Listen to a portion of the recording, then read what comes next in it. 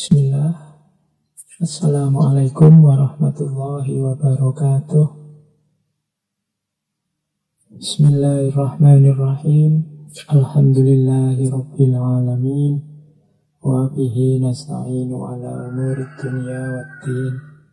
Allahumma salli wa sallim wa barik ala habibina wa syafi'ina Sayyidina wa maulana Muhammadin wa ala alihi wa ashabihi wa man tabi'ahum bi ihsanin ila yaumiddin.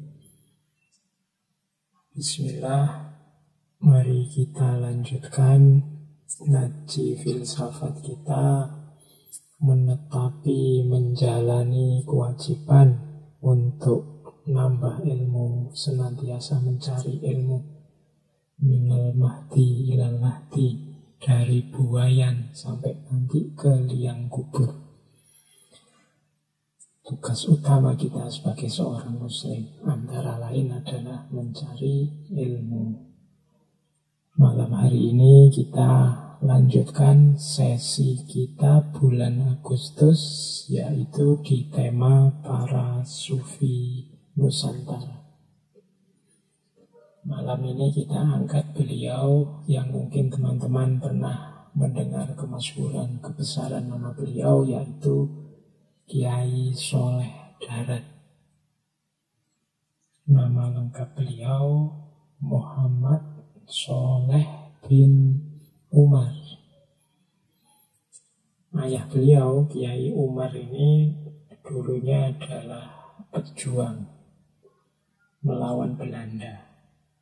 Orang kepercayaan dari Pangeran Diponegoro dari daerah Jawa bagian utara. Ada 3 serangkai yang jadi kepercayaan Pangeran Diponegoro. Yang pertama Kiai Umar ini, yang merupakan ayahanda dari Kiai Soleh Darat, kemudian Kiai Syadak, dan yang ketiga Kiai Murtado. Kiai Murtado ini nanti jadi mertuanya Kiai Soleh Darat. Dikenal dengan nama Kiai Soleh Darat karena beliau beraktivitas tinggal di daerah darat. Daerah darat ini daerah Semarang di bagian dekat pantai. Kalau sekarang mungkin secara distrik itu masuk Semarang bagian barat, tapi daerahnya yang dekat pantai disebut darat karena tempat itu dulunya adalah tempat mendarat orang-orang dari luar Jawa. Makanya karena beliau tinggalnya di sana, kemudian dikenal sebagai Kiai Soleh Darat. Kadang ditambahi juga As-Samarani. As-Samarani ini nama dalam bahasa Arab untuk Semarang. Jadi kalau dibaca Kiai Soleh dari daerah darat yang berasal dari Semarang. Beliau sejak kecil belajar di banyak ulama, banyak kiai, baik di Nusantara sendiri maupun nanti setelah beliau ke Mekah. Kalau teman-teman membaca buku-buku biografinya Kiai Soleh Darat yang sekarang banyak diterbitkan, beliau belajar hampir semua disiplin keilmuan Islam.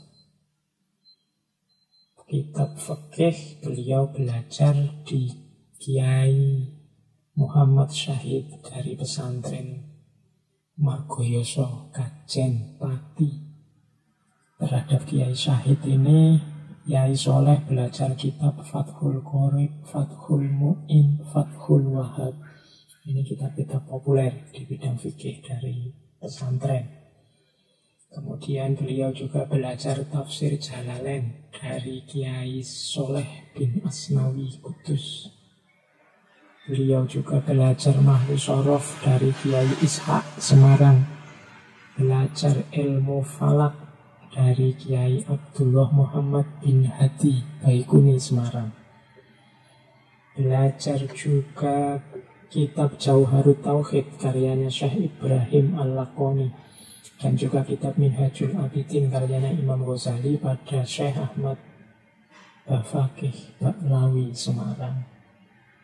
Belajar kitab Masail Sittin karya Abu Abbas Al-Misri kepada Syekh Abdul Ghani Bima. Jadi banyak sekali beliau belajar dari para ulama Nusantara. Nanti setelah beliau ke Mekah juga belajar pada banyak ulama lagi. Pada Syekh Ahmad Zaini Dahlan, Syekh Muhammad Al-Mukri Al-Misri. Belajar juga pada Syekh Muhammad bin Sulaiman Hasbala. Di Mekah juga nanti ada halaqah para ulama di sana. Beliau juga termasuk Syekh Nawawi Al-Bantani yang kemarin kita bahas. Syekh Ahmad Khotib Al-Minangkabawi, Kiai Mahfud At-Turmusi, Syekhona Khalil Bangkalan, jaringan ulama yang tinggal di Mekah. Nah, nanti beliau ini selain belajar sempat juga menjadi pengajar di Mekah. Sampai nantinya beliau memutuskan untuk kembali ke Semarang untuk mengajar umat Islam yang tinggal di Semarang. Ini kepindahan beliau ke Semarang, ini ada jasanya Mbah Yai Hadi Giri Kusumo. Ini beliau ini pendiri Pondok Pesantren Ki Ageng Giri Kusumo Meranggen, Demak. Nah, Mbah Yai Hadi inilah nanti yang menemui Yai Soleh waktu di Mekah, meminta beliau untuk pulang ke Semarang untuk mendidik umat Islam yang ada di Jawa yang memang butuh banyak tambahan wawasan ilmu agama. Cuma kembali ke Semarang ini tidak gampang, karena Yai Soleh ini sudah, kalau bahasanya sekarang, sudah terikat kontrak untuk ngajar di Mekah. Sehingga beliau ragu-ragu waktu diajak Mbah Hadi Giri Kusumo ini, dia mau pulang apa masih tinggal di Mekah saja. Khawatir konsekuensinya karena sudah janji mau ngajar di Mekah. Akhirnya dipaksa oleh Mbah Hadi, pokoknya harus pulang. Setengahnya nanti Kiai Soleh diculik, dibawa pulang ke Jawa. Bahkan ada cerita Kiai Soleh ini biar waktu naik kapal ke Jawa itu biar tidak ketahuan, dimasukkan peti biar tidak ketahuan. Tapi kok ya terus ketahuan juga. Sampai di Singapura Mbah Hadi ini ditangkap, diinterogasi. Kemudian karena tahu membawa lari Mbah Soleh, Yai Soleh Darat ini, terus disuruh membayar denda.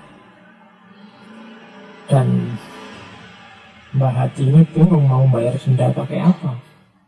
Tapi akhirnya murid-murid beliau yang ada di Singapura turun untuk mengatasi masalah, urunan untuk membebaskan Mbah Hadi sekaligus menebus Yai Soleh biar bisa pulang ke Semarang. Jadi itu ceritanya ketika Kiai Soleh mau balik dari Mekah ke Semarang. Nanti setelah sampai di Jawa, beliau mendirikan musola, pesantren kecil, dan dimulailah beliau mulai mendidik umat Islam di sana. Nanti banyak sekali murid-murid beliau, orang-orang besar yang menjadi pilarnya, soko gurunya, berdirinya negara yang hari ini kita kenal sebagai Indonesia. Di antara murid-murid beliau, teman-teman pasti pernah dengar yang nama-nama seperti Mbah Yai Hasyim Asy'ari, Mbah Yai Ahmad Dahlan, pendiri Muhammadiyah, Mbah Yai Dahlan Termas, kemudian Kiai Amir Pekalongan, Yai Idris Sulu, Yai Abdul Hamid Kendal, Yai Dimyati Termas, Yai Khalil Rembang, Yai Munawir Kerapyak yang nanti mendirikan pondok pesantren Kerapyak, juga Yai Dahlan Watu Congol, Muntilan, Magelang. Murid beliau yang terkenal banyak diceritakan adalah ibu kita Kartini. Jadi ibu kita Kartini ini salah satu murid beliau juga, bareng sama kakaknya juga, yaitu Raden Mas Sosro Kartono. Nanti dari Ibu Kartini ini lahir ide yang menginspirasi Yai Soleh untuk menerjemahkan Al-Quran dalam bahasa Jawa. Jadi satu ketika Ibu Kartini ini berkunjung ke rumah pamannya yang jadi Bupati Demak. Pas kebetulan Yai Soleh sedang ngaji di situ. Nah, Ibu Kartini ini ikut mendengarkan ngaji. Kebetulan yang sedang dibabar adalah tafsir Al-Fatihah. Nah, setelah pengajian ini selesai, Ibu Kartini begitu terpesona, baru dia tahu kalau Al-Fatihah itu maknanya begitu luar biasa. Selama ini Al-Fatihah itu hanya dihafalkan saja, dibaca saja tanpa tahu maknanya. Setelah ngaji, ditemuilah Yai Soleh ini oleh Ibu Kartini. Jadi beliau mengucapkan terima kasih karena sudah diberi ilmu yang luar biasa, sekaligus menyarankan ya Al-Quran itu diterjemahkan dalam bahasa Jawa, biar orang Jawa bisa menggali, bisa memaknai, bisa paham isinya Al-Quran. Dari situ nanti akhirnya lahir satu kitab tafsir Al-Quran yang terkenal, yang ditulis oleh Yai Soleh, yang berjudul Tafsir Faidur Rahman. Tafsir ini merupakan tafsir bahasa Jawa pertama di Nusantara. 13 juz dari Al-Fatihah sampai surat Ibrahim, menggunakan bahasa Jawa Pegon. Jadi teman-teman, Yai Soleh ini menulis kitab sekitar 13 yang bisa sekarang kita miliki sampai hari ini. Jadi sekitar 13 karya yang semuanya ditulis dalam bahasa Jawa Pegon. Jawa Pegon itu tulisannya Arab, tapi kalau dibaca bunyinya Jawa. Teman-teman pesantren pasti paham ini. Jadi ini sebenarnya strategi perjuangan. Kenapa beberapa ulama dulu menggunakan Jawa Pegon? Ini dilakukan untuk selain mendidik umat Islam Jawa, untuk juga menghindari kecurigaan Belanda. Jadi Belanda itu kan ngertinya umat Islam itu belum terlalu terdidik. Kalau bahasa sekarang tingkat literasinya rendah.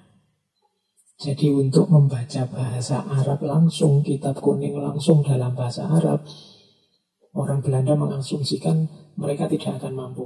Jadi kalau kitab-kitab yang tulisannya masih asli dalam bahasa Arab, orang Belanda tidak terlalu curiga.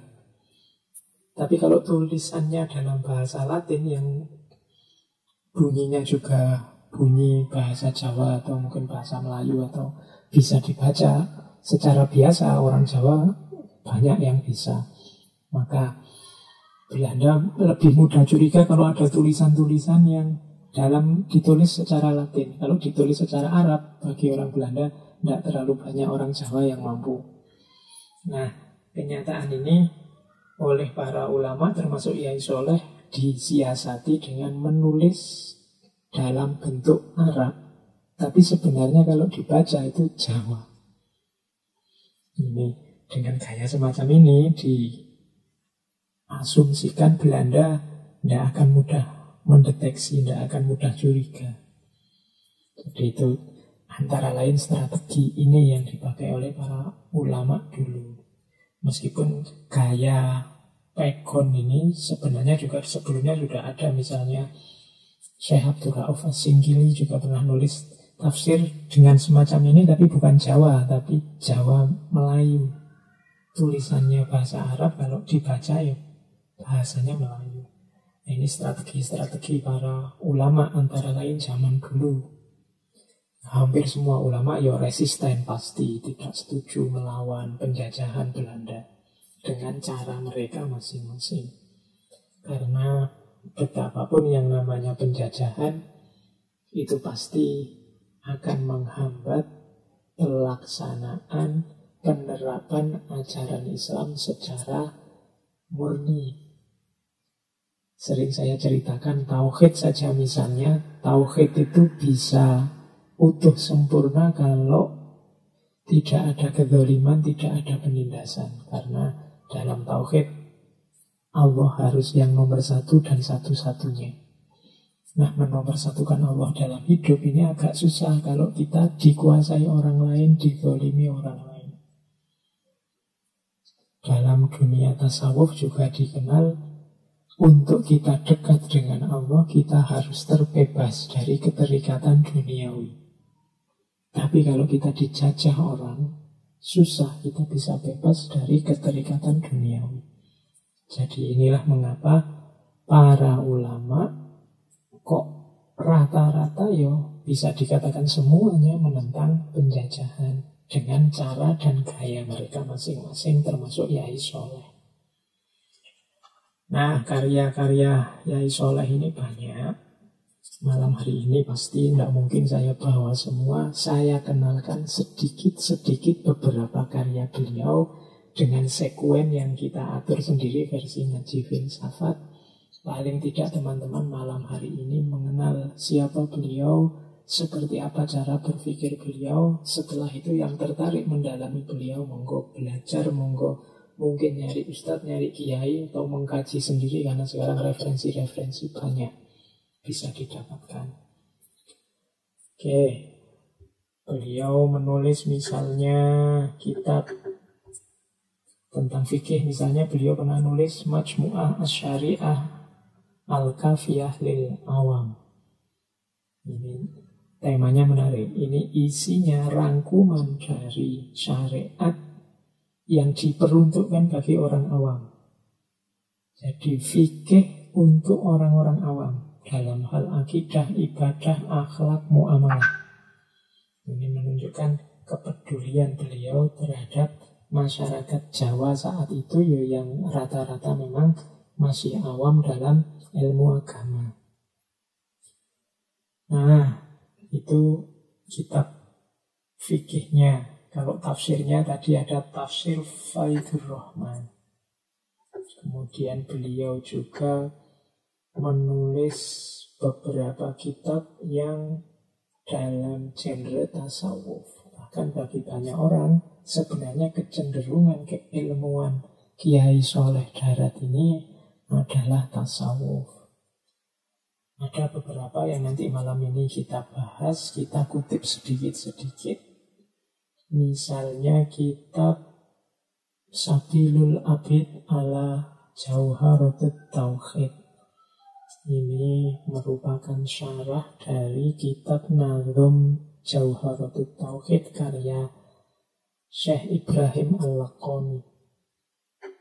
Kemudian juga ada kitab Minhajul Adqiya fi Syarhi Ma'rifatil Adqiya ila Thoriqil Auliya. Ini kitab tasawuf, jalan sufi yang agak dalam. Mungkin untuk belajar kitab ini butuh guru khusus.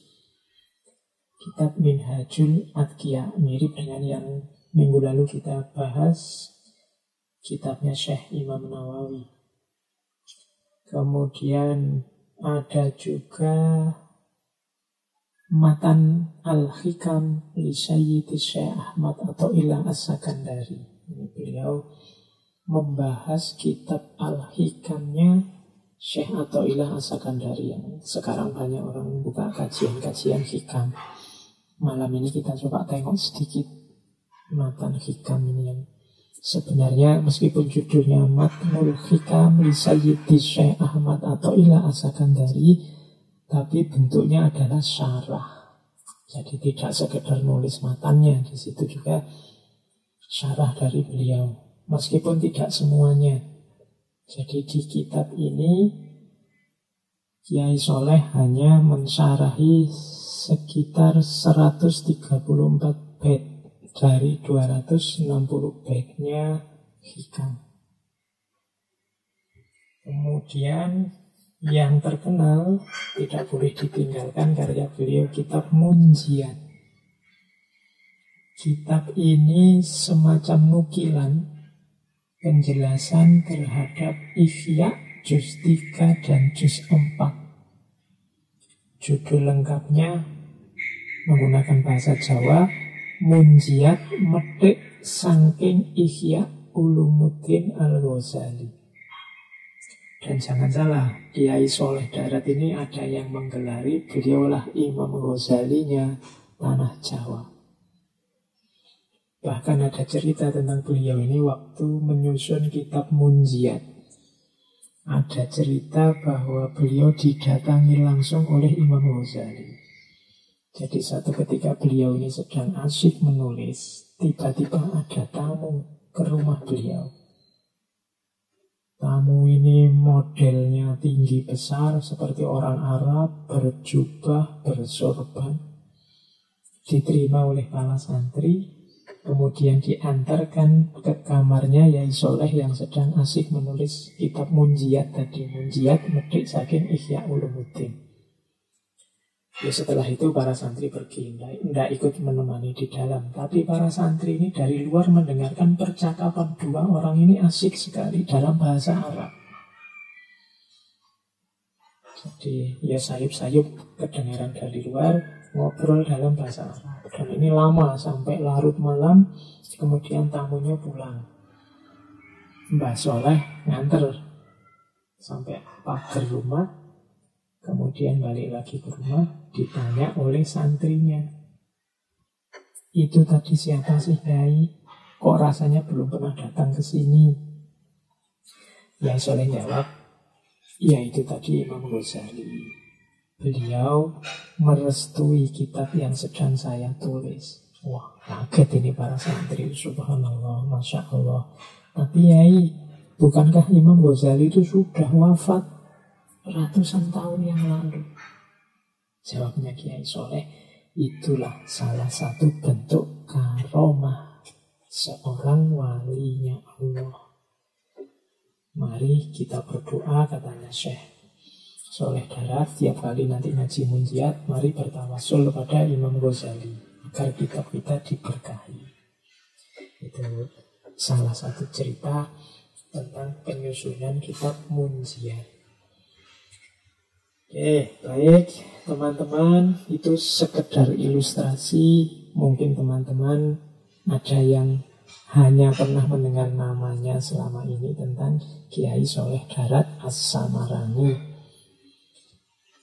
Mari kita lanjutkan sekarang ke gagasan-gagasan tasawuf beliau. Seperti saya bilang tadi, karena karya-karya beliau banyak, tidak mungkin kita angkat semua malam ini. Seperti waktu kita membahas Syekh Nawawi Al-Bantani kemarin, ya kita lihat sekilas-sekilas, kita bikin urutan sekuen sendiri dari beberapa kitab beliau. Meskipun nanti di situ saya tandai ini saya ambil dari mana, jadi teman-teman yang ingin memperdalam bisa melihat slide-nya. Nah, kita awali kajian kita terhadap Yai Soleh ini pertama dari kitab beliau tadi ya, Minhajul Atqiya. Untuk sebelum nanti kita membaca bagaimana jalan sufi yang disarankan oleh Yai Soleh, saya ambil dari Minhajul Atqiya. Yang pertama, tasawuf itu, jalan sufi itu pastinya harus didasari oleh syariat. Kalau ini hampir semua sufi seperti saya jelaskan punya pandangan ini. Hanya orang-orang tertentu yang mungkin belum mendalam kajiannya menganggap bahwa kalau sudah belajar tasawuf itu pasti meninggalkan syariat. Katanya Kiai Soleh, setuhune bisane hasil ilmu thariqah lan ilmu hakikah iku kabeh berkat ilmu syariah. Moko awal al-wajib ala salik wa alal mu'minin wal muttaqin iku ngelakoni ilmu syariat kelawan teman-teman. Sesungguhnya bisanya sukses tarekot dan hakikat itu adalah melalui syariat. Sehingga awalul wajib ala salik wa alal mu'minin wal muttaqin, sehingga yang pertama wajib bagi seorang salik dan bagi umat mukmin dan umat muttaqin itu menjalani syariat secara sungguh-sungguh.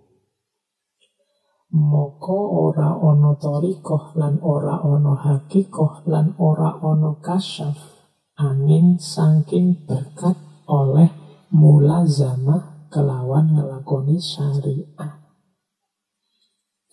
Sehingga tidak ada torikot, tidak ada hakikat, tidak ada kasyaf kecuali dengan cara melazimkan, mengistiqomahkan, menjalankan syariah. Ini bisa dilihat di Minhajul Adhiyah. Ini mirip kemarin di Syekh Nawawi Al-Bantani. Bahkan nanti di Minhajul Adhiyah ini ilustrasinya sama. Syariat itu perahunya, thariqah itu lautnya, dan hakikoh itu mutiaranya. Jadi dasarnya perjalanan suluk seorang sufi itu harus syariat. Lah bagaimana Pak kalau ada yang bilang wali ini, wali itu kok tidak sholat, wali ini, wali itu sudah bebas syariat dan seterusnya. Dilanjutkan oleh Yai Soleh. Ini langsung saya terjemahkan ya biar teman-teman, kalau saya ngomong Jawanya terus nanti bingung yang tidak Jawa. Katanya Yai Soleh, derajatnya orang mukmin meskipun sudah tinggi dan sudah mencapai makom para wali atau wali kutub sekalipun, tidak menggugurkan ibadah yang sudah diwajibkan dalam Al-Quran dan Al-Hadis, seperti sholat, puasa, zakat, dan lain-lain min furudis syariah. Juga tidak gugur kewajibannya menjauhi yang dilarang oleh syariat. Jadi setinggi apapun makomnya seseorang, apakah sudah jadi wali atau wali kutub sekalipun, ibadah yang jelas-jelas sudah diwajibkan dalam Al-Quran dan Hadis seperti zakat, puasa, sholat, dan lain-lain, ia tetap tidak gugur, termasuk menjauhi yang dilarang oleh syariat. Maka siapapun yang menyangka dirinya menjadi wali atau sudah mencapai derajat wali, lalu gugur kewajiban menjalankan syariat, meninggalkan yang fardu dan boleh melakukan yang haram, maka termasuk kafir mulahidin. Jadi kalau ada orang ngaku makomku ini sudah wali, maka aku sudah tidak wajib mengikuti syariat atau meninggalkan yang haram yang dilarang oleh syariat, orang ini termasuk kafir mulahid. Mulahid itu justru orang yang tidak percaya Tuhan. Katanya Yai Soleh, orang-orang ini justru, kalau mulahid itu kalau diterjemah seperti orang ateis. Ini sebenarnya kalimatnya trik. Kalau ada orang mengaku dirinya wali, kemudian tidak menjalankan syariat, kata-kata orang mengaku dirinya wali, ini trik juga karena jarang ada wali yang mengaku dirinya wali. Atau merasa derajatnya sudah wali. Apa jangan ada teman-teman yang merasa, wah, aku ini kayak wali, derajatku ini levelnya wali. Nah, kalau masih seperti ini tidak masalah, tapi kok kemudian menganggap sudah tidak wajib lagi sholat, sudah tidak wajib lagi puasa, tidak wajib lagi zakat, inilah nanti yang membuat dia jadi mulahid. Dianggap orang yang tidak mengakui Tuhan. Nah, kata Yai Soleh selanjutnya, apakah engkau tidak mengetahui bahwa sesungguhnya ibadah tidak gugur bagi para nabi dan para rasul? Lalu bagaimana bisa gugur bagi para wali? Wong Kanjeng Nabi, para rasul saja yang levelnya paling tinggi masih berkewajiban ibadah. Kanjeng Nabi masih sholat, masih puasa, masih zakat. Bagaimana kok orang yang ngaku wali merasa bebas dari syariat? Ini menegaskan yang tadi bahwa perjalanan kita, suluk kita di dunia sufi, di dunia tasawuf, itu dasarnya tetap adalah syariat. Tidak boleh keluar dari sana. Meskipun demikian, ini masih dari Minhajul Adqiyah. Dari Minhajul Adqiyah ada juga peringatan tetap jangan mencela ulama. Jadi ya, syaratnya seorang sufi itu harus didasari syariat. Tapi seandainya pun kita melihat ada orang mungkin kategorinya ulama, menurut kita dia sudah tergolong wali, kok rasanya orang ini syariatnya tidak beres ya. Misalnya kita merasa begitu, tetap kita tidak berhak mencela mereka. Katanya Yai Soleh. Maka engkau wahai saudaraku, tidak berhak engkau mencela para guru dan suudzon kepada para mursyid yang telah mendapat ijazah dari mursyid kamil. Karena setiap orang yang telah mendapat ijazah dari guru itu, maka tidak boleh ada yang menentang. Setiap kali engkau mencela seorang guru karena engkau menganggapnya bodoh atau melakukan perbuatan bid'ah seperti orang bodoh, maka engkau telah berburuk sangka dan menentang kepada mursyid yang telah memberi ijazah, yang berarti telah membencinya dan menjadi musuhnya. Jadi detailnya, kalau ada orang ngaku wali, ngaku ulama, kemudian kok meninggalkan syariat, jelas dia seorang mulahid, seorang mulhid, orang yang tidak mengakui Tuhan, katanya Kiai Soleh. Tapi kita tidak punya hak untuk mencela mereka. Jadi kalau ada orang bilang tiba-tiba, wah Kiai itu sekarang tidak sholat, misalnya menyampaikan ke kita itu, ya cukup dijawab, saya tidak tahu. Kalau dia memang tidak sholat, meninggalkan syariat, ya dia salah. Tapi bukan hakku untuk mencela beliau, mencela mereka. Jadi saya tidak tahu aslinya seperti apa. Jangan-jangan beliau pas waktu sholat atau puasa atau zakat kita tidak melihat itu. Atau waktunya puasa loh makan. Jangan-jangan ada halangan yang kita tidak tahu. Jangan-jangan zakatnya tidak dikeluarkan di tempat sekitar beliau karena mungkin dianggap sudah mampu atau ada yang lebih membutuhkan. Jangan-jangan pas beliau sholat kita tidak lihat dan seterusnya. Maka bukan hak kita untuk mencela. Jadi kalau orang yang tidak menjalankan syariat, anti syariat, sufinya, kewaliannya perlu dipertanyakan. Tapi bukan porsi kita, bukan hak kita untuk mempertanyakan, apalagi mencela mereka. Lebih baik kita sibuk dengan diri kita sendiri yang awak dhewe belum beres. Apalagi yang dicela ulama. Makanya kalimat terakhir itu berarti kita membenci dan menjadi musuhnya. Hati-hati, karena para ulama ini warasatul anbiya, para wali ini para kekasihnya Allah. Kan ada hadis itu yang menyatakan, hadis qudsi yang menyatakan barang siapa menyakiti kekasihku berarti dia menyakiti aku.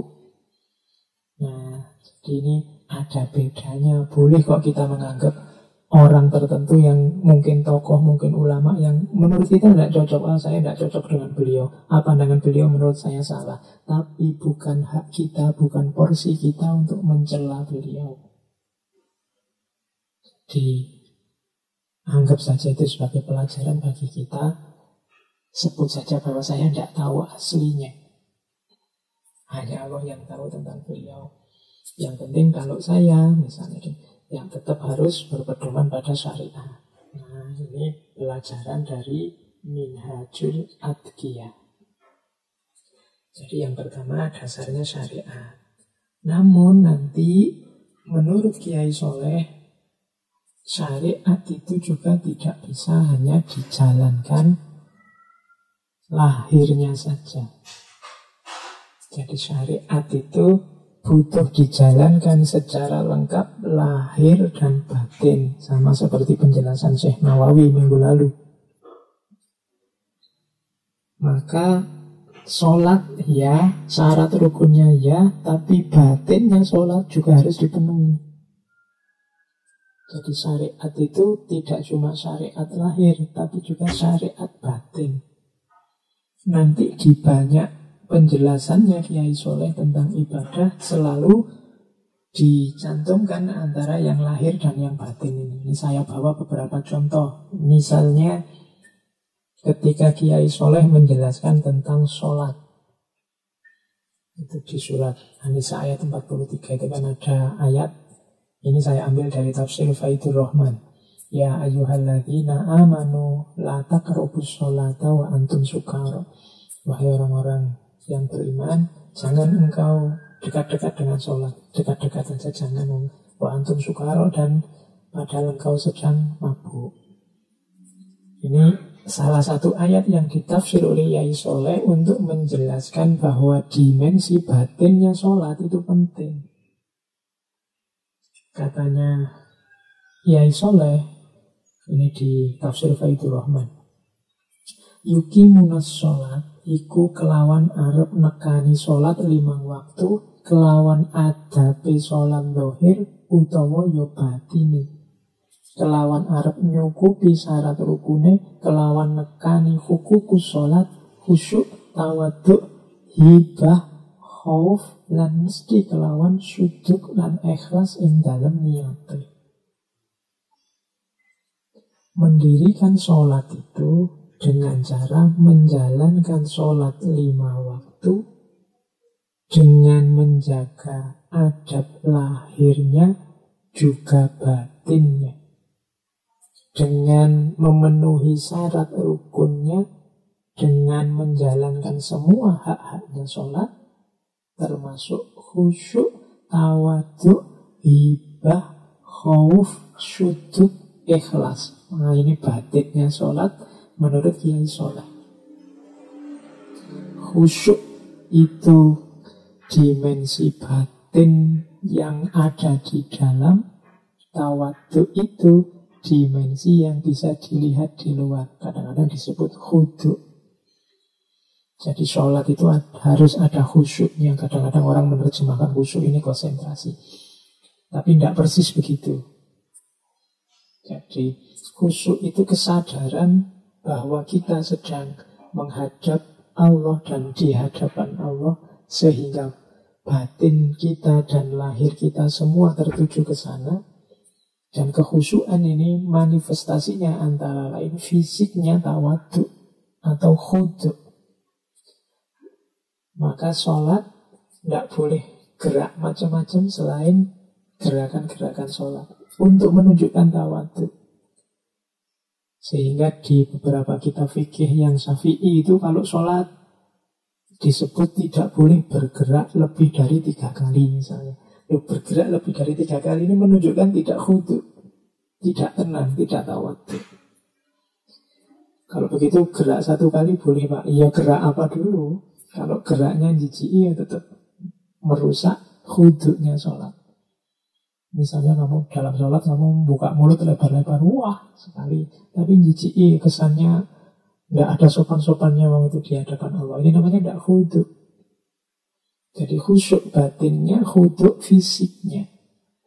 Ada juga haibah. Haibah itu wow, merasakan kebesarannya Allah. Makanya kalimat-kalimat pindah gerak dalam sholat itu Allahu Akbar, menunjukkan haibah.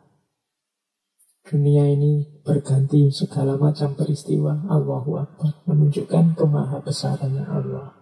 Ada juga khauf, khawatir kita banyak dosa, khawatir sholat kita tidak diterima.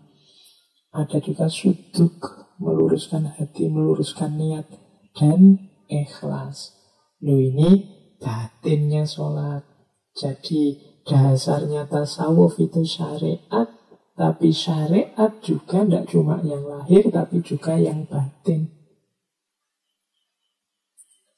Itu tafsir selanjutnya, krono iku sholat munajat al-mu'minin marang pangeran, kola aqimis sholat li dzikrillah. Karena sholat itu adalah munajatnya para mukmin kepada Tuhan, ada firman, dirikanlah sholat untuk mengingat Allah. Podo sholat o siro kabeh krono arah iling hudur ono ing ngersane pangeran. Ojo koyo sholate wong mendem. Jangan seperti sholatnya orang mabuk. Badane ngadeg ing dalem masjid, atine mubeng-mubeng ing dalem pasar. Jadi tafsirannya Yai Soleh terhadap la taqrabus sholah wa antum sukara itu jangan sholat kalau batinmu tidak ikut hadir. Kalau batinmu tidak ikut hadir itu kamu seperti orang mabuk. Badannya berdiri di dalam masjid, tapi hatinya berputar-putar di dalam pasar.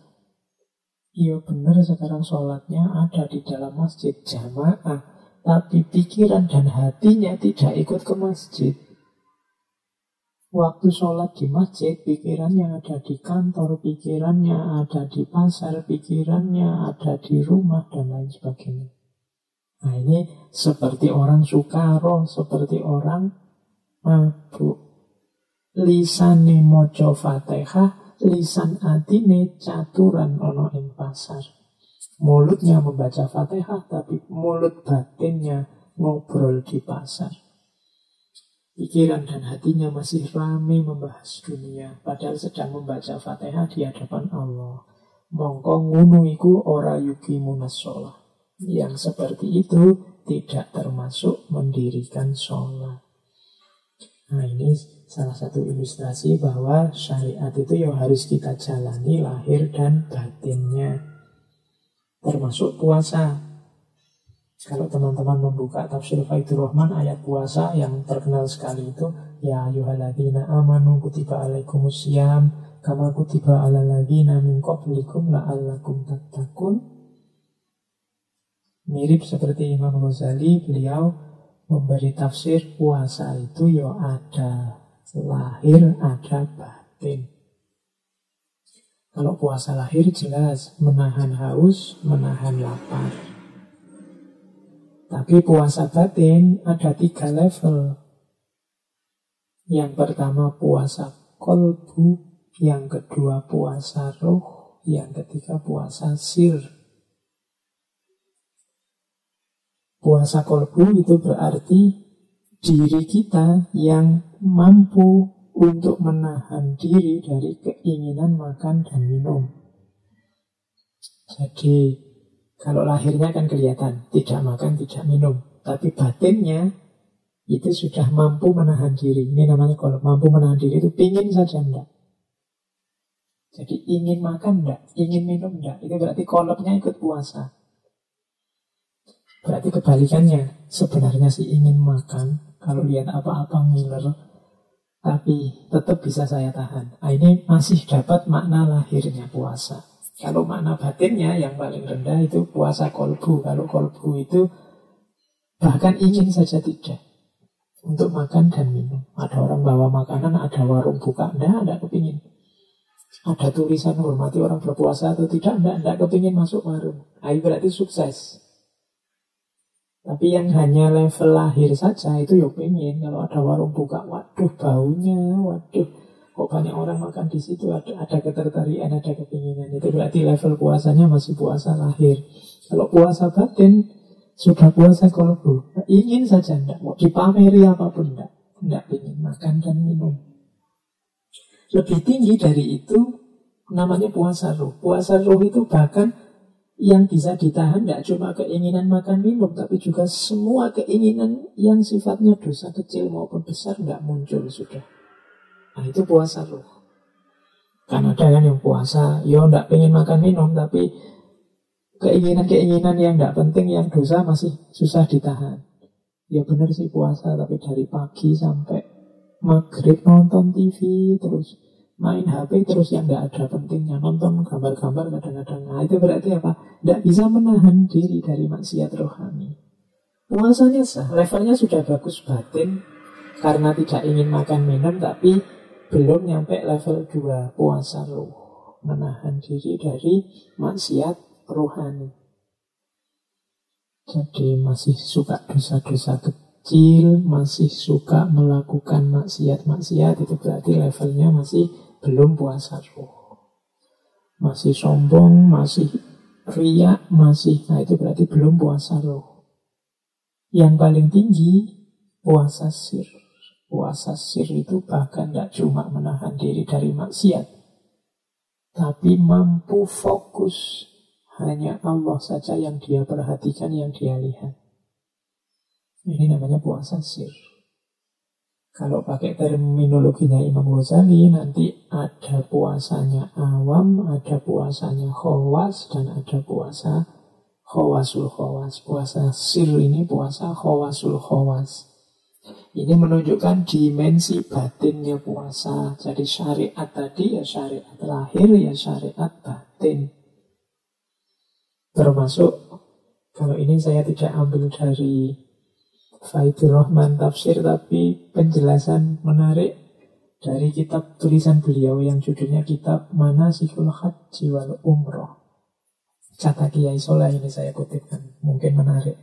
Pada akhir zaman nanti ada 4 golongan yang berangkat haji.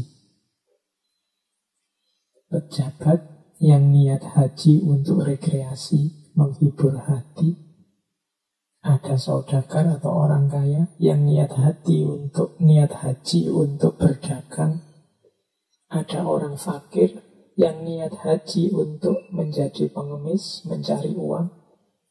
Dan ada ulama yang niat haji demi kemasyhuran namanya, bisa berkali-kali berangkat ke Mekah.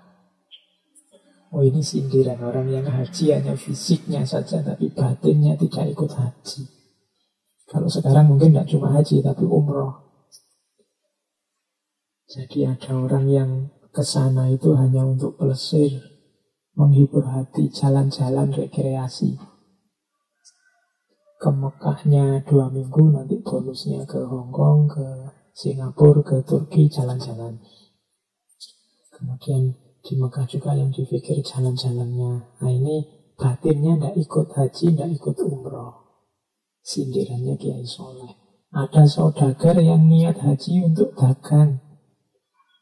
Mungkin karena melihat di sana banyak ini peluang dagang ini. Kalau di sana bawa sarung dari Indonesia atau bawa rokok dari Indonesia yang banyak, ini bisa laku, bisa dapat uang banyak ini. Ini kalau bawa tempe dari Indonesia misalnya, itu contoh yang di sana niatnya dagang. Tidak dapat nilai batinnya haji. Atau para ulama yang haji demi nama. Sudah berapa kali saya naik haji? Kalau sekedar ke Mekah saja, umroh sudah bisa tiap bulan dan lain sebagainya. Ini menunjukkan orang yang fisiknya secara syar'i menjalankan ibadah syariat, tapi batinnya tidak ikut. Berarti syariatnya juga belum lengkap, belum utuh. Ini pelajaran bagi kita bahwa menjalankan syariat itu dasarnya tasawuf, tapi syariat juga tidak cuma syariat lahir, harus kita perhatikan juga syariat batin. Oke, kalau sudah dasarnya beres, saatnya kita masuk ke ranah jalan tasawufnya. Mari kita lihat misalnya dari Syarah Hikam. Ini kita lihat-lihat sebentar ya, bagaimana gambaran jalan tasawuf menurut Kiai Soleh dalam Syarah Al-Hikam.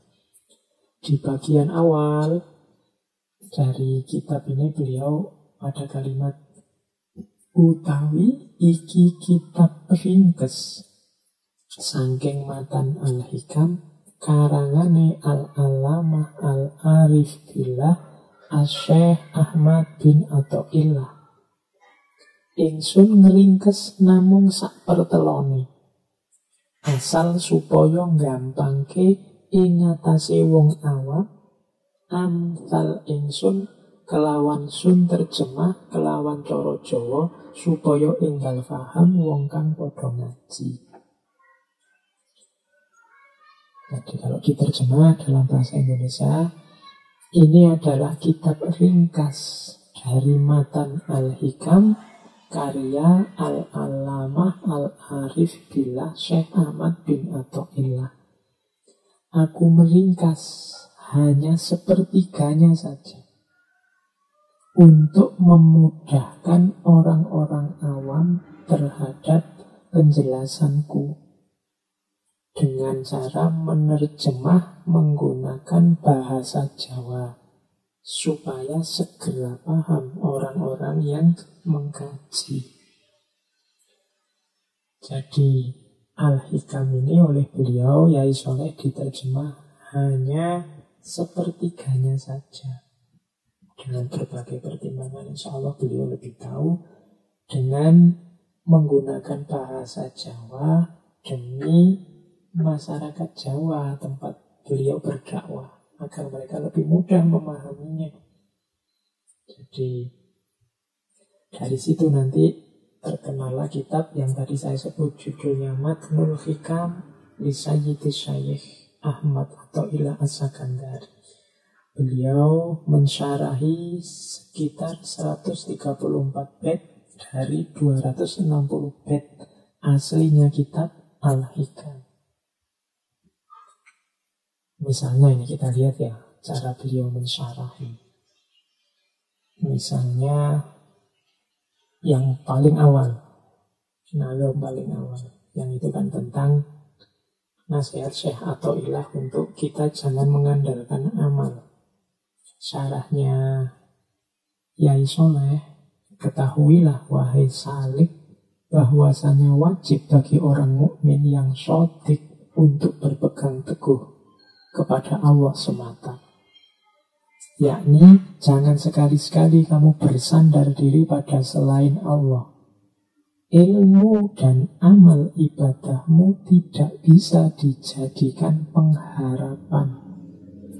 Jangan pernah sekali-kali membuat keyakinan di dalam hatimu bahwa amal ibadahmu bisa memasukkanmu ke dalam surga, menyelamatkan dari api neraka, serta menjadikan wusul atau sampai kepada Allah. Hal itu benar-benar tidak bisa. Apakah kamu tidak mengetahui kisah pendeta Bal'am bin Ba'urah dan Korun? Yang keduanya adalah ahli ibadah.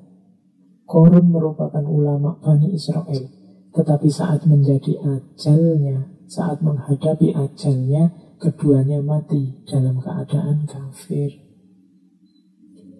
Jadi ini penjelasan terhadap Al-Hikam. Yang pertama tentang jangan mengandalkan amal. Jadi ya kita harus mengejar ilmu, mencari ilmu, ya kita harus beramal soleh, tapi ilmu dan amal ini tidak bisa dijadikan sandaran, tidak bisa dijadikan gantungan. Dalam hidup satu-satunya tempat kita bersandar harus Allah.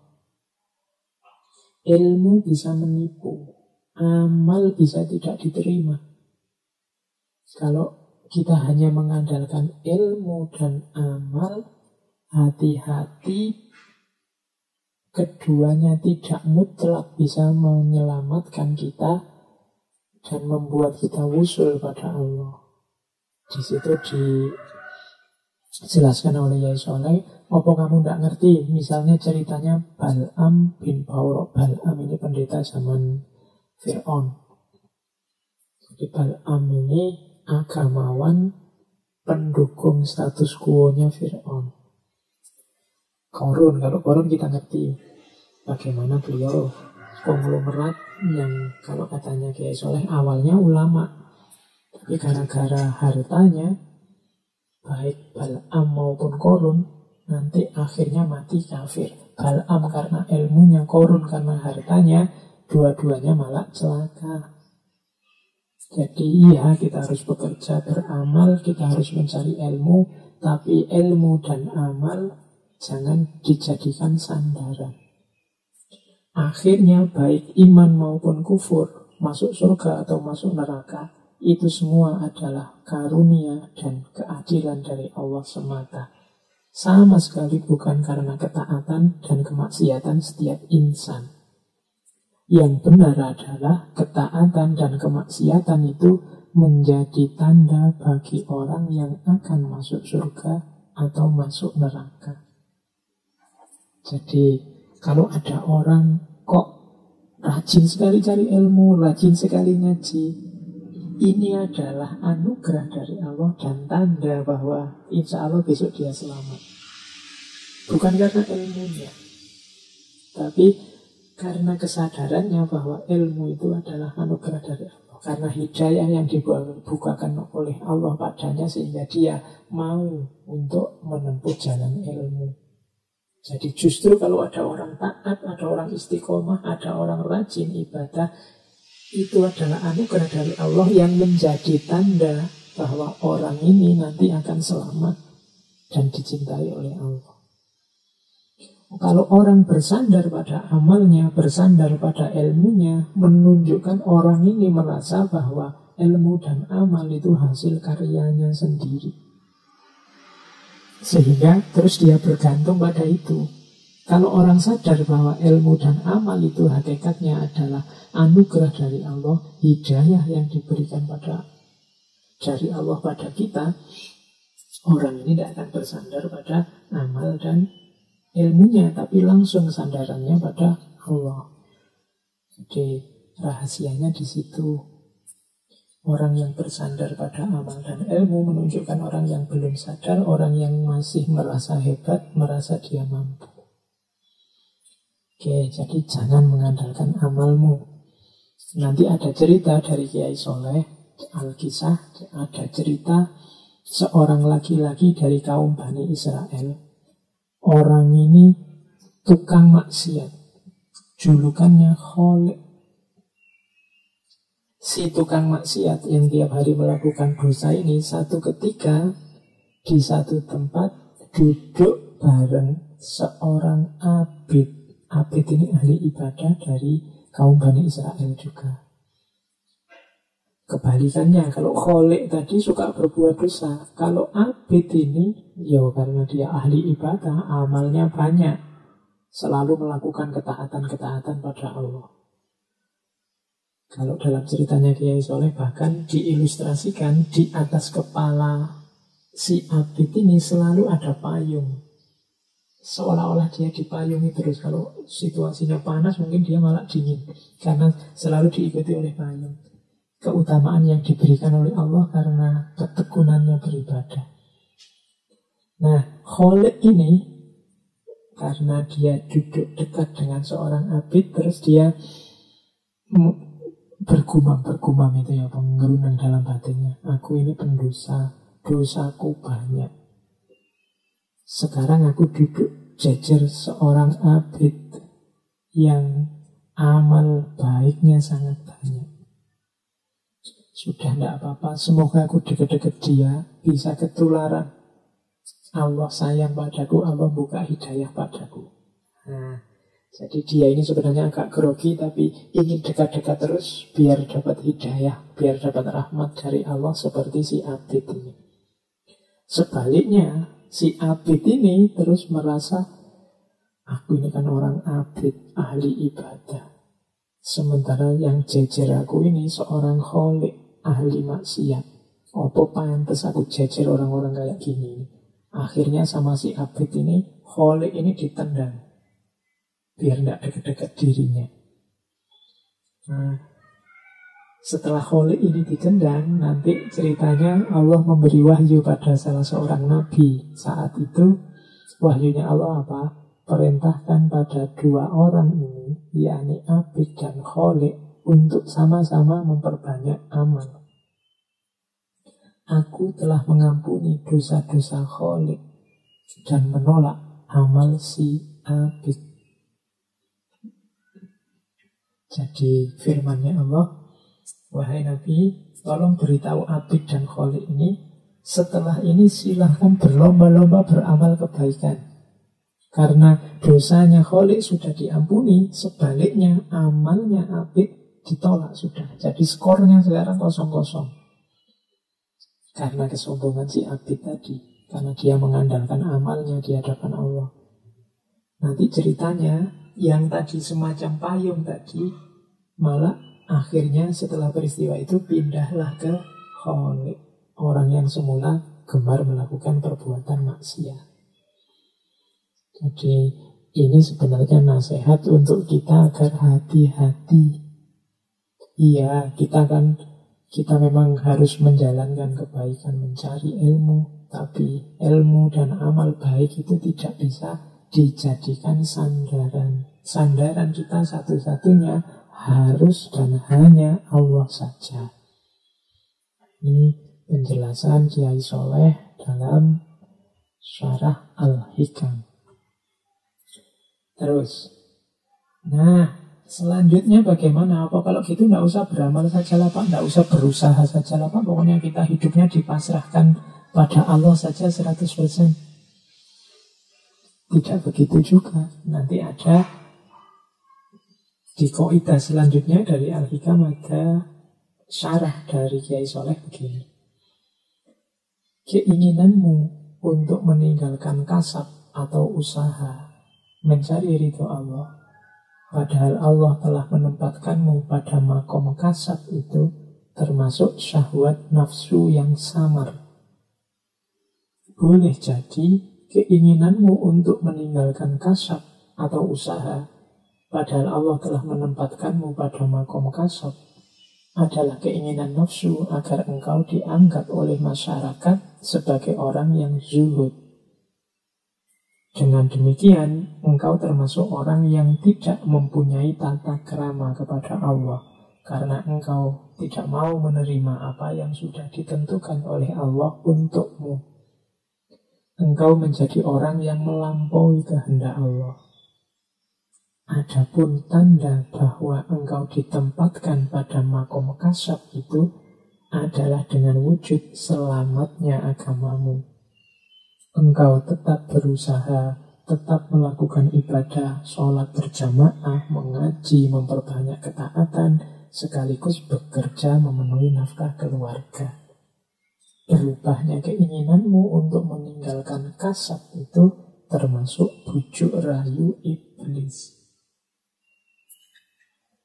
Usaha ya harus tetap berusaha, bekerja ya harus tetap bekerja, karena disitulah makom kita, kewajiban kita, tanggung jawab kita. Jadi yang dosen ya jadi dosen, yang dagang, daganglah yang serius, yang bertani, bertanilah yang serius, yang pegawai, bekerjalah yang serius penuh amanah. Itulah makom kita. Jangan beralasan mencari ridho Allah, menempuh jalan suluk, terus tanggung jawab berusaha, tanggung jawab kasab ini kita tinggalkan. Katanya Yai Soleh, justru itu bujuk rayunya iblis di situ, membuat kita menjauh dari tanggung jawab kita untuk berusaha, padahal makom kita masih di situ. Berarti apa? Orang semacam ini orang yang tidak menerima dengan ketentuannya Allah atas dirinya. Justru dengan menjalankan ketetapan Allah sesuai makom kita, disitulah nanti ridhonya Allah akan datang. Ya sholat, ya ibadah, ya mendekat ke Allah, tapi tetap memenuhi nafkah keluarga, tetap berusaha, tetap bekerja. Itulah fitrah hidup di dunia ini. Wong kita ini ya Abdullah, ya Khalifatullah. Tugas kita memang menjadi hambanya Allah, tapi sekaligus kita bertanggung jawab mengelola alam semesta. Meskipun seperti tadi yang di atas, jangan mengandalkan amal, mengandalkan kerja, mengandalkan ilmu. Pasrahkan semuanya pada Allah. Cari ilmu sedalam-dalamnya, hasilnya apa? Pasrahkan pada Allah. Bekerja seserius mungkin, hasilnya apa? Pasrahkan pada Allah sambil tetap dekat, mendekat kepada Allah. Oke, terus jadi dasarnya itu tadi dari Al-Hikam. Kita lanjutkan, kita cari mutiara-mutiara sedikit-sedikit dari Syarah Al-Hikam. Jalan seorang sufi menurut Kiai Soleh kalau dalam syarah al-hikam ada dua. Yang pertama riyadhah, yang kedua warok. Jadi teman-teman yang sudah nawa itu ingin tirakatan, ingin lebih dekat kepada Allah, katanya Kiai Soleh, tempuhlah dua jalan. Yang pertama riyadhah, yang kedua warok. Riyadhah ada 4 sarannya Kiai Soleh. Yang pertama, tahan melek. Tahan melek itu tahan menyedikitkan tidur. Yang kedua, menyedikitkan makan, tahan lapar. Yang ketiga, menyedikitkan bicara. Yang keempat, menyedikitkan campur dengan orang lain. Jadi riyadhah yang kita lakukan menurut Kiai Soleh bisa didukung oleh 4 kebiasaan ini. Sedikit tidur sehingga lebih banyak waktu terjaga. Ya tentunya waktu kita tidak tidur kita gunakan untuk zikir, munajat, dekat dengan Allah. Anugerah dari Allah kalau kita kuat tidur sedikit. Banyak orang sekarang yang susah tidur ya. Anggap saja itu anugerah dari Allah untuk memperbanyak zikir, munajat, wirid, mendekat kepada Allah. Karena di antara jalan riyadhah ini, kalau terlalu banyak tidur, ya porsi untuk asyik berdua dengan Allah jadinya juga berkurang. Karena waktu kita kan sudah terpotong banyak untuk makan, untuk bekerja, untuk macam-macam. Kalau tidurnya juga terlalu banyak, ya waktunya terpotong banyak. Yang kedua, menyedikitkan makan, tahan lapar, banyak puasa. Banyak puasa punya manfaat, daya tahan spiritual kita kuat. Karena puasa itu melatih menahan diri. Orang yang gemar puasa itu biasanya mudah menahan nafsunya. Dan ini memudahkan jalan dalam riyadhah. Ditahan melek, tahan lapar. Yang ketiga, tidak banyak ngomong, mengurangi pembicaraan. Kalau hari ini mungkin ditambah mengurangi ngobrol lewat WA, lewat Facebook, lewat medsos. Jadi menghindari yang tidak penting, yang tidak perlu. Semakin banyak ngomong, semakin banyak salah. Terlalu banyak posting, pada saatnya ada 1-2 yang keliru. Kadang-kadang kita saking semangatin nulis WA-an, Facebookan, posting, kadang-kadang ada yang typo, kadang-kadang ada yang salah ruang, kadang-kadang itu karena kita terlalu banyak tahan bisu, menghindari pembicaraan yang tidak penting. Yang keempat, tahan berpisah dengan manusia. Maksudnya memperbanyak kebersamaan dengan Allah. Dalam rangka menyegarkan jiwa, dalam rangka mengheningkan batin. Karena kalau terus-terusan kita terjun ke tengah keramaian, itu biasanya susah untuk menemukan keheningan. Cari waktu untuk kita berdua dengan Allah saja. Mungkin lewat ibadah, mungkin lewat doa, mungkin lewat munajat, mungkin lewat zikir, lewat tafakur, monggo. Dan tidak harus malam hari. Setiap orang silahkan mengambil strategi sendiri-sendiri. Gimana caranya untuk lebih banyak kholwat tapi bersama Allah. Jalan pertama itu riyadhah. Yang kedua adalah jalan warok. Riyadhah itu unsur aktifnya, kalau warok ini unsur pasifnya. Unsur pasifnya apa warok itu? Kalau menurut Kiai Soleh ada 4. Ini sama dengan pandangannya Imam Ghazali. Jadi warok itu ada warok udul atau warok adil, ada warok solihin, ada warok muttaqin, ada warok siddiqin. Warok adil itu orang yang menjaga kesucian dirinya dari melakukan yang diharamkan oleh syariat. Ini warok adil. Jadi adil. Kalau memang haram, kita menjaga diri tidak nabrak itu. Ini minimal. Jadi orang yang warok adil saja tidak bisa, ya masih harus berusaha belajar lagi untuk menjalankan syariat. Karena ini batas minimalnya itu adil. Yang haram jangan ditabrak. Nah, ada level 2. Level 2 ini warok solihin. Orang-orang soleh. Orang-orang soleh ini tidak cuma menjaga diri dari yang haram, tapi yang menjurus ke arah haram juga tidak. Ini namanya orang-orang soleh. Saya tidak mau ke sana. Kalau saya ke sana itu biasanya terus ngomong orang lain, menghibah, memfitnah. Mending saya tidak usah ke sana deh. Nah, ini orang-orang solihin. Segala yang menjurus ke arah haram dia tinggalkan. Ada lagi warok muttaqin. Warok muttaqin ini orang yang menghindari sesuatu, meninggalkan sesuatu. Sebenarnya sih masih syubhat, apa halal apa haram ya tidak tahu, tapi khawatir saja kalau memang itu nanti haram. Jadi ini namanya warok muttaqin. Bagi orang biasa ini sebenarnya masih mubah saja, boleh saja, wong ya tidak jelas haram apa halal apa makruh. Kalau bahasa agama namanya syubhat. Orang muttaqin ini bahkan yang syubhat sekalipun dia tinggalkan, karena khawatir nanti Allah tidak suka, karena khawatir kalau nanti ternyata memang haram. Ini orang-orang muttaqin, mirip dengan yang sholihin tadi.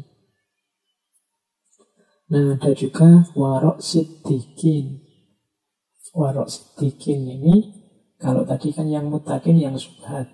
Kalau ini sebenarnya halal, tapi sedikit-sedikit ada potensi jangan-jangan tercampur yang haram.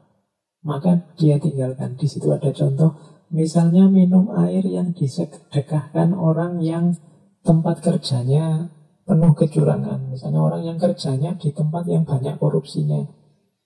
Kok yang dilalah dia pas kita haus ngasih kita air. Ini kalau orang siddiqin, hati-hati. Janganlah nanti jangan-jangan tergelincir pada kecampur dengan yang haram.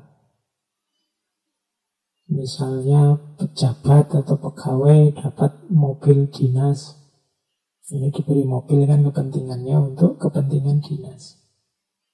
Nah, kalau orang-orang siddiqin ini, yang warok siddiqin ini, mending sudahlah mobilnya ditaruh kantor saja. Ya dipakai kalau waktu kerja di kantor, pasti kepentingan kantor. Kalau di rumah khawatir kecampur dengan kepentingan-kepentingan rumah. Zaman Khalifah Umar bin Abdul Aziz kan banyak cerita-cerita seperti ini. Lagi kerja di kantor, pakai lampu kantor, tiba-tiba istrinya datang, lampunya dimatiin. Karena khawatir wong ini lampu dibayar oleh pajaknya negara, untuk kepentingan negara. Kalau istri saya datang pasti kepentingan keluarga, kepentingan pribadi, maka lampunya dimatikan. Ini jenis orang-orang siddiqin, menjaga diri. Nah, saya tidak tahu teman-teman ada di level kewaroan yang mana. Ya paling tidak yang paling bawah, yang adil itu harus kita jalankan, jangan sampai nabrak yang haram. Syukur bisa naik sholihin, bisa naik muttaqin, bisa naik siddiqin. Ini dimensi pasifnya. Yang aktif tadi ya lakukan riyadhah, latihan-latihan. 2 jalan sufi. Nah, tambahkan dalam jalan sufi kita aspek ikhlas. Kalau ini di hampir semua sufi jadi keyword, jadi kunci. Ikhlas kalau menurut Kiai Soleh ada 3 jenisnya. Yang pertama ikhlasnya abidin, yang kedua ikhlasnya muhibbin, yang ketiga ikhlasnya arifin. Oke, saya tidak tahu, kadang-kadang teman-teman mungkin yang mendengarkan yang masih muda-muda ini merasa wacana-wacana seperti ini, ikhlas, warok, kemudian riyadhah, itu mungkin merasa ini kok rasanya masih jauh Pak dari hidup saya. Rasa semacam ini sebenarnya juga sejenis godaan, sejenis was-was, seolah-olah kita yang masih muda ini masih belum saatnya. Tapi kalau tidak kita mulai sekarang, di belakang nanti ya perjuangannya lebih berat. Kalau pakai bahasanya para sufi, ini namanya wilayah yang hakiki. Jadi kenyataan hidup kita yang hakiki, hidup yang sejati itu di sini. Kalau dalam bahasa Islam kan, inna lillahi wa inna ilaihi roji'un. Pada saatnya pasti kita nanti kembali ke Allah. Pada saatnya jatah umur kita akan habis. Dan yang akan berguna yang hakiki-hakiki ini. Insya Allah seumuran teman-teman belum tidak terlalu mudah untuk memulai. Ya dimulai dari sekarang, nanti akan semakin baik ke belakang. Coba teman-teman dibaca para sufi besar, dibaca kisah-kisah para ulama, termasuk Kiai Soleh Darat ini, coba dicek.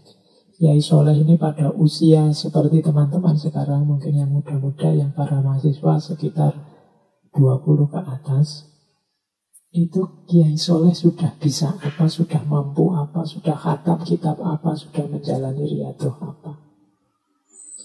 Dari situ nanti bisa kita bandingkan dengan hidup kita sekarang. Kita sudah sampai mana. Yo insya Allah tidak sehebat Kiai Soleh. Makanya tidak apa-apa dimulai sekarang, jangan nunggu nanti. Sengaja saya angkat tema-tema yang agak timur, agak tasawuf belakangan ini, karena saya melihat situasi hari ini di luar serba banyak panasnya hawanya, baik hawa lahir maupun hawa batin kita. Mungkin sudah saatnya, mungkin Allah juga mengingatkan kita, saatnya untuk kembali ke dalam diri, saatnya untuk ilaihi roji'un. Bahkan Allah memberi isyarat yang sangat dahsyat dengan virus corona ini yang membuat kita mau tidak mau melakukan uzlah di rumah kita masing-masing. Ini bagi saya isyarat yang luar biasa dari Allah. Ayo segera membereskan diri kita. Jangan-jangan memang ini akhir zaman yang sebentar lagi sudah berakhir. Maka ayo bareng-bareng dibereskan diri kita. Termasuk ini tadi, belajar pikiran-pikiran Kiai Soleh, cara untuk membereskan jiwa, membereskan batin lewat jalur tasawuf. Ikhlas yang pertama adalah ikhlasnya abidin. Orang ikhlas level abidin adalah orang yang beramal soleh, beramal baik, menjaga agar tidak riya, tidak ujub, tidak ingin pamer, tidak ingin sombong, pokoknya beramal untuk Allah dengan mengharap semoga mendapatkan pahala, mendapat surganya, semoga dijauhkan dari neraka. Ini level ikhlasnya orang-orang abidin. Naik satu level, level ikhlasnya orang-orang muhibbin. Kalau orang muhibbin ini sudah tidak berpikir lagi pahala surga atau siksa neraka. Muhibbin ini orang-orang yang sudah jatuh cinta sama Allah. Beramal hanya untuk tujuan memuliakan Allah saja. Orang yang jatuh cinta kalau beramal biasanya amalnya tanpa pamrih, hanya untuk yang dia cintai saja. Kalau kita beribadah pada Allah karena kita cinta pada Allah, tidak menunggu pahala, tidak sekedar berlindung dari siksa, kita sudah ikhlas di level 2, level muhibbin. Ada ikhlas di level paling tinggi. Kalau ikhlas di level paling tinggi ini, ikhlasnya orang-orang arifin. Di level paling tinggi ini, orang yang punya kesadaran, bahkan aku bisa beramal baik ini bukan karena jasaku. Semuanya yang menggerakkan, yang membuka hati, yang memungkinkan aku beramal baik hanya Allah saja. Aku tidak punya daya, tidak punya upaya, tidak punya kehendak. Semua yang ngatur semua ini adalah Allah saja. Jadi ikhlasnya orang arifin. Kalau yang muhibbin tadi masih ada rasa aku mempersembahkan semuanya untuk Allah. Ini kan masih ada akunya yang berusaha. Tapi level arifin, bahkan yang aku lakukan ini hakikatnya pemberian Allah juga. Jadi aku tidak punya jasa sama sekali apapun. Nah, ini level orang arifin. Punya kesadaran bahwa yang membuat aku bergerak dan membuat aku diam itu ya Allah. Tidak sekedar mempersembahkan perbuatan untuk Allah seperti di orang-orang muhibbin, atau mengharapkan pahala dan menjauh dari neraka seperti di orang-orang abidin. Maka orang-orang arifin ini di antara cirinya selalu bersyukur. Alhamdulillah Allah menakdirku jadi orang yang taat, jadi orang yang patuh, jadi orang yang mau beramal soleh. Karena ada orang lain yang digaris untuk melakukan yang sebaliknya. Nah, itu cirinya orang arifin. Jadi ikhlas ternyata ada 3. Maka teman-teman tidak usah khawatir, Pak, kok saya masih incerannya surga ya Pak, masih tidak ingin masuk neraka ya Pak. Tidak apa-apa, itu pun sudah ikhlas. Meskipun ikhlas level abidin. Kalau di bawah ini, kalau di luar abidin apa Pak? Ya tadi, kalau di luar abidin, di bawah abidin berarti beramal hanya untuk pamer, beramal hanya untuk ujub, disombongkan, atau beramal karena duniawi, tidak karena Allah. Demi kemasyhuran, demi kekayaan, demi dipuji orang, itu berarti bawahnya abidin. Kalau abidin ya karena Allah, lillahi ta'ala, cuma sambil mengharapkan pahala dan ingin dilindungi dari siksa. Kalau muhibbin, tidak ada pamrih apa-apa, hanya untuk Allah saja amalnya. Kalau arifin, bahkan amal yang aku lakukan bukan dari aku, semuanya anugerah dari Allah. Nah, ini namanya ikhlas. Jadi menempuh jalan sufi lewat riyadhah, kemudian menjaga diri lewat warok, dan semua itu dihiasi dengan ikhlas. Terus selain ikhlas, nanti dalam syarahnya Hikam ada juga pandangan tentang kita harus selalu husnudzon pada Allah. Biasanya kebutuhan husnudzon ini dirasakan saat kita dapat musibah, dapat bencana, dapat kesulitan. Banyak orang yang bertanya-tanya, apa salahku, apa dosaku, kok Allah tega memberikan cobaan ujian seberat ini. Nah, itu yang kurang apa? Kalau ada pandangan semacam ini berarti dia tidak husnudzon kepada Allah. Dianggapnya Allah punya motif buruk, punya niat buruk. Padahal Allah itu Rahman Rahim. Allah itu tidak cuma sayang pada kita, tapi maha sayang. Berarti pasti Allah tidak menginginkan yang jelek, yang sengsara, yang menyusahkan untuk kita. Hanya kita saja mungkin yang salah paham, atau kita sendiri yang milih susah, milih sengsara. Nah, husnudzon kepada Allah menurut Kiai Soleh ada 2 level. Ada level awam, ada level khawas. Kalau orang awam itu husnudzonnya adalah kalau dia dapat kenikmatan, kemudian dia merasa bahwa nikmat ini asalnya dari Allah semata. Nah, ini husnudzon level orang awam. Allah lah yang mewujudkan, Allah lah yang memberikan semua kenikmatan ini. Makanya cirinya, buahnya husnudzon di level awam itu syukur dan mengharap rahmatnya Allah. Jadi orang awam berhusnudzon pada nikmat yang diberikan oleh Allah. Nah, ada yang lebih tinggi, yaitu husnudzonnya orang khawas, orang-orang khos, yaitu yang melihat pokoknya Allah ini maha sayang, maha cinta kepada hambanya. Meskipun yang kita rasakan ini sengsara, yang kita rasakan ini kesulitan hidup, yang kita rasakan ini ketidaknyamanan hidup, orang yang husnuzon di level khos ini menganggap bahwa semuanya merupakan kebaikan Allah kepada kita. Allah sebenarnya menginginkan yang baik dan yang terbaik untuk kita, hanya saja kita tidak paham. Hanya saja kita mungkin belum bisa membaca. Ada corona, ada macam-macam bencana, ada pertikaian, perselisihan di banyak tempat. Tapi orang-orang yang husnuzan pada Allah, ini pasti skenario-nya Allah untuk tujuan yang baik, untuk hasil yang baik. Hanya saja kita manusianya belum paham. Insya Allah nanti buahnya baik.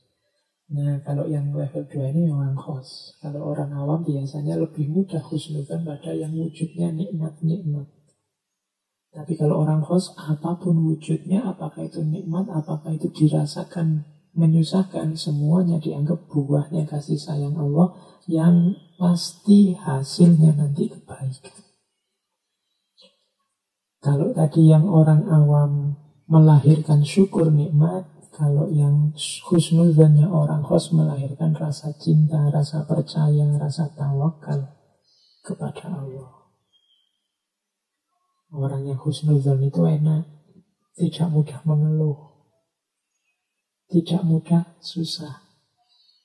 Ada orang maki-maki dia, kalau dibaca husnuzan, itu orang ini ternyata perhatian padaku, ternyata dia juga sayang padaku, makanya dia sebut kesalahan-kesalahanku sehingga semoga besok aku bisa memperbaiki. Ini perspektif husnuzon. Kalau orang perspektifnya suudzon, bahkan orang ngomong baik sekalipun dicurigai. Wah, jangan-jangan orang ini muji-muji aku, tapi nanti di belakangku menjelek-jelekan aku, atau membuat aku terlena sehingga nanti dia bisa ngalahkan aku, atau sebenarnya dia iri sebenarnya, cuma itu basa-basi saja. Ini orang yang perspektif suudzon, biasanya lebih tidak tenang, lebih stres. Apalagi kalau suudzon pada Allah, suudzon pada manusia aja membuat kita galau luar biasa. Kalau kita suudzon pada Allah, lebih galau lagi, karena tidak mungkin kita bisa mengalahkan Allah. Maka Kiai Soleh memberi saran, jalan sufi kita dihiasi dengan keikhlasan, dihiasi dengan husnudzan kepada Allah, sambil tetap menjalankan riyadhah dan warok. Oke, nah ini ada beberapa tips dari Syarah Al-Hikam. Bagaimana kalau kita mengalami kesulitan tadi loh Pak? Saya sih pinginnya husnudzon, tapi kok hidup ini rasanya berat. Doa saya itu loh, kalau tidak dikabul-kabulkan sih oleh Allah. Nah, nanti dalam Syarah Hikam ini Kiai Soleh mengajarkan begini. Ketika engkau meminta satu perkara dunia, lalu Allah tidak mengabulkannya, hatimu menjadi susah. Itu disebabkan karena engkau tidak memahami kehendaknya Allah. Jika engkau paham, engkau akan bahagia. Tenangkan dirimu saat permintaanmu tidak dikabulkan. Saat permintaanmu tidak dikabulkan, pahamilah bahwa sesungguhnya Allah menghendaki agar engkau mendekatkan diri kepada Allah terus dan selalu menyandarkan hatimu kepada Allah. Jika sudah begitu, engkau akan menjadi kekasih Allah. Karena sesungguhnya ketika Allah mengasihi atau mencintai hambanya, niscaya Allah akan menghalangi dunia darinya dan menjauhkannya dari dunia. Jadi menurut Kiai Soleh, kalau kita punya keinginan macam-macam, sudah berdoa mati-matian kepada Allah, kok tidak dikabul-kabulkan ya? Apa Allah tidak suka padaku? Apa Allah tidak berkenan dengan doaku? Kiai Soleh justru bacalah itu sebagai kasih sayangnya Allah kepadamu justru. Jangan-jangan kalau itu dikabulkan, engkau tidak berdoa lagi. Engkau tidak mendekat-dekat lagi kepadanya. Padahal Allah ingin engkau selalu dekat dengannya. Jadi justru ketika Allah lama tidak mengabulkan doamu, kemungkinan Allah memang sangat mencintaimu, ingin engkau menjadi kekasihnya, ingin engkau menyapanya terus, ingin engkau mendekat padanya terus. Dan Allah tahu kalau dunia bisa menghalangimu darinya, kalau dunia bisa menjauhkanmu darinya, maka permintaan-permintaanmu yang perkara dunia itu tidak segera dikabulkan oleh Allah karena Allah sangat sayang padamu. Nah, ini cara membaca kalau doa tidak dikabulkan, doa kita yang duniawi tidak dikabulkan oleh Allah menurut Kiai Soleh. Jadi Allah itu sangat cinta pada kita, maka Allah ingin kita dekat terus dengannya. Maka bersyukurlah kalau teman-teman merasa saya Pak sudah minta ini itu yang duniawi. Mungkin ingin apalah yang duniawi, mungkin jodoh, mungkin harta, mungkin jabatan, mungkin kedudukan. Kok tidak dikabul-kabulkan oleh Allah? Kemungkinan karena Allah sangat sayang pada kita. Karena Allah tahu dunia bisa menghalangi kita untuk dekat dengannya, bisa menjauhkan kita darinya. Dan Allah ingin kita selalu menyebut namanya, selalu dekat, menghibah, mendekatinya. Nah, ini cara Kiai Soleh mengajarkan kita menyikapi keinginan, kesulitan dalam hidup. Selanjutnya ada kalimat begini. Apakah engkau mengetahui bahwa seorang ibu yang menyayangi anaknya pasti mencegah anaknya dari mengkonsumsi makanan yang berbahaya bagi kesehatan? Apakah engkau tidak mengetahui bahwa tabib yang mengobatimu, yang berbelas kasih terhadapmu, pasti akan mencegahmu dari mengkonsumsi makanan yang tidak patut engkau makan karena penyakitmu tadi? Padahal belas kasih Allah kepada hambanya itu melebihi belas kasih seorang ayah ataupun seorang ibu terhadap putra-putrinya. Ini penjelasan lebih jauh dari Kiai Soleh. Sebagaimana ibu yang sangat sayang pada anaknya, tidak semua yang diminta anaknya akan dikabulkan, apalagi yang membahayakan kesehatan. Juga seorang dokter yang bertanggung jawab terhadap pasiennya, yang sayang terhadap pasiennya, pasti akan mencegah kita melakukan hal-hal, memakan apapun yang merusak kesehatan kita. Jadi memang isinya larangan. Dokter itu kan melarang makan ini, melarang makan itu. Ibu juga begitu, anaknya tidak boleh ini, tidak boleh itu. Tapi larangan ini adalah simbol kasih sayang. Penolakan, tidak mengabulkan permintaan, ini sebenarnya simbol kasih sayang. Karena orang tua tahu bahayanya apa buat anaknya, dokter tahu bahayanya apa buat pasiennya. Persis seperti itulah bukti sayang Allah pada kita ketika Allah tidak mengabulkan doa kita persis seperti yang kita inginkan. Allah lebih tahu yang berguna, yang baik, yang bermanfaat untuk hidup kita. Di situ justru tampak kasih sayangnya Allah kepada kita. Nah, ini syarahnya Kiai Soleh terhadap Al-Hikam. Jadi ini makanya teman-teman tidak perlu galau kalau ada keinginan yang belum terkabulkan, kalau ada cita-cita sudah lama berdoa kok ya enggak jalan-jalan, kok ya enggak dikabul-kabulkan. Kita hanya fokus pada dunia, kita lupa bahwa di balik doa yang tidak terkabul tersembunyi kasih sayang Allah yang sangat dalam pada kita. Keinginan kita itu kan hasil kalkulasi akal, keinginan, hasrat nafsu kita yang bisa positif, bisa negatif karena terbatas daya jangkau akal kita. Tapi kalau Allah pasti tahu sampai detail, sampai mana manfaat dan mudaratnya untuk hidup kita. Jadi kadang-kadang memang sama Allah ya tidak dikabulkan 100% begitu saja. Karena Allah tahu kalau dikabulkan begitu saja justru jangan-jangan mudarat pada kita. Lah, tapi Pak, ada itu orang yang hidupnya nakal, tidak pernah berdoa, ibadah apalagi. Tapi lah kok enak terus. Apakah itu juga menunjukkan Allah sayang pada dia? Itu nanti selanjutnya ada kalimat juga dalam syarah hikam. Katanya Kiai Soleh, kalau situasinya semacam itu, takut dan khawatirlah jika dianugerahkan nikmat kepadamu, sementara engkau selalu melakukan perbuatan maksiat, melanggar perintahnya. Takutlah jika nikmat itu adalah sebentuk istidrodnya kepadamu, jika engkau tidak menyadarinya.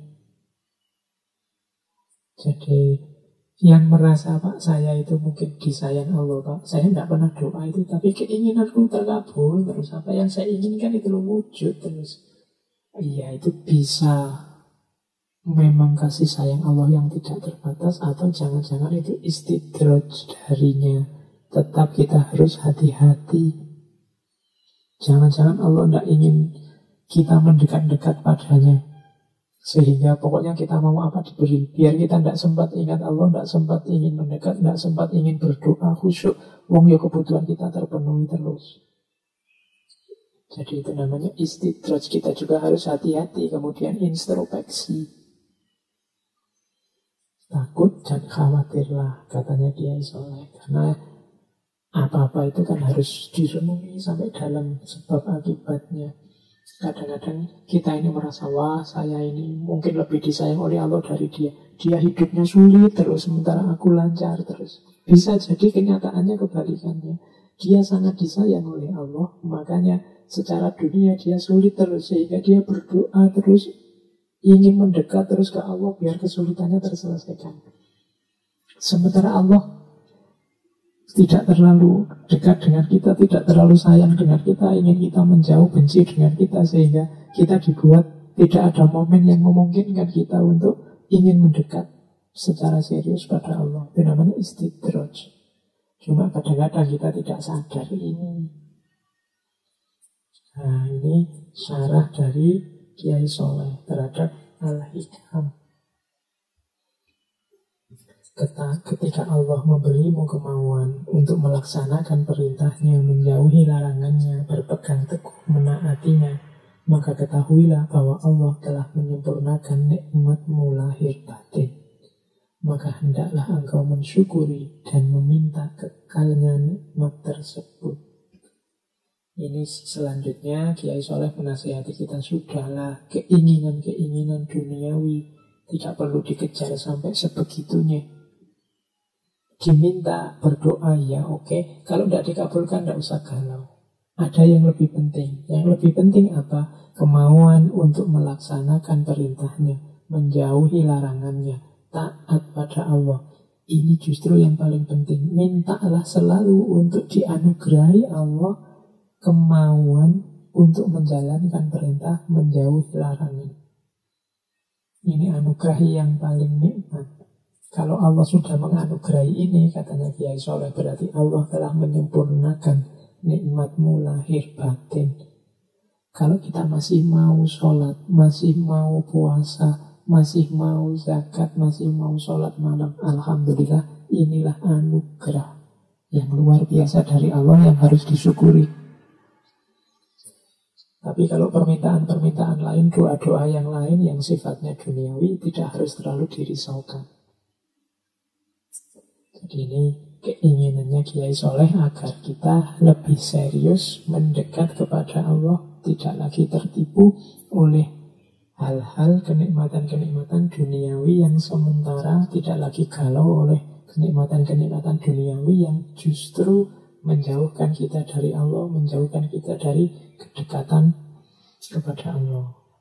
Nah, kalau diurut dari depan tadi kan diawali dari jangan lupa menjalankan syariat, kemudian jalankan syariat dari aspek lahir dan juga batin, kemudian jangan mengandalkan amal, semuanya pasrahkan kepada Allah, meskipun tetap jangan lupa juga untuk tetap berusaha, tetap beramal. Kemudian lakukan riyadhah dan warok, latihan-latihan spiritual lewat riyadhah secara aktif, dan menggembleng diri biar tangguh secara spiritual lewat warok yang diperkuat dengan ikhlas serta husnudzan kepada Allah. Dan jangan minta hal-hal, jangan terlalu terobsesi oleh dunia, karena kadang-kadang Allah menganugerahi suatu perkara yang kita inginkan justru membuat kita semakin jauh darinya. Dibandingkan kalau tidak segera dikabulkan, kita semakin serius, kita semakin ingin dekat dengannya. Kadang-kadang tidak terkabulnya doa menjadi isyarat bahwa Allah sangat sayang pada kita, ingin selalu dekat dan mendengarkan keluh kesah kita. Oke, terus masih ada.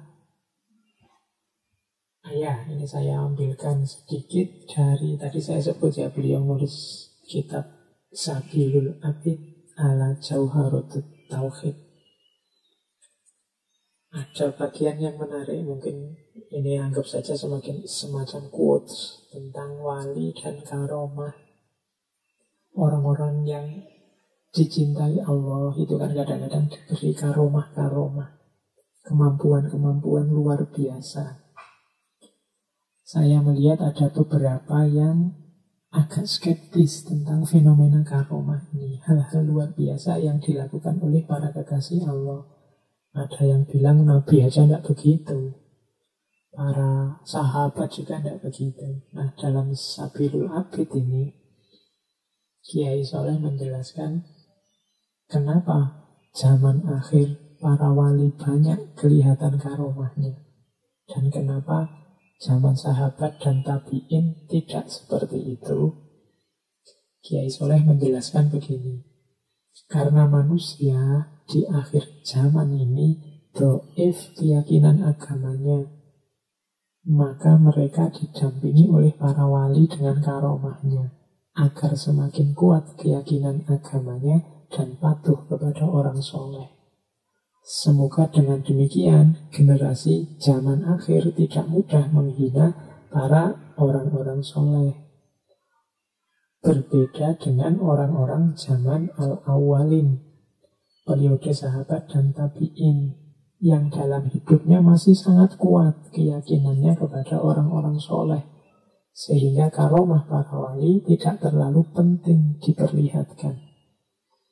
Apalagi zaman sahabat, di mana Rasulullah masih hidup bersama mereka. Ini salah satu petikan dari kitab Sabilul Abid yang menjelaskan kalau ada orang tanya, para sahabat itu tidak punya karomah aneh-aneh, tidak seperti para wali tertentu yang kita baca kemarin-kemarin kan waktu kajian-kajian sufi kan banyak karomah-karomah para sufi. Kiai Soleh juga dikenal banyak cerita-cerita karomah tentang beliau. Suatu ketika beliau itu pernah jalan kaki menuju Semarang. Tiba-tiba ada Belanda bawa mobil lewat, nyalip beliau. Tapi begitu menyalip beliau, mobil mogok, macet, tidak bisa jalan. Nah, kemudian berjalanlah Kiai Soleh nyalip mobil itu. Kalau sudah disalip oleh Kiai Soleh, mobil ini bisa jalan lagi. Tapi begitu mobil ini nyalip Kiai Soleh lagi, mati lagi. Lama-lama Belanda yang lewat ini sadar, wah ini ada beliau, ini jangan-jangan karena karomahnya orang yang jalan itu. Akhirnya sama Belanda, Kiai Soleh dibaremi terus jalan. Akhirnya mobilnya tidak mogok lagi. Itu contoh karomah. Suatu ketika juga ada cerita Belanda yang ingin nyogok Kiai Soleh karena mungkin ingin mendekati Kiai Soleh, karena beliau kan orang yang pengikutnya banyak, berpengaruh, santrinya banyak. Jadi Belanda ini membawa uang banyak kepada Kiai Soleh, biar Kiai Soleh mau kompromi dengan Belanda.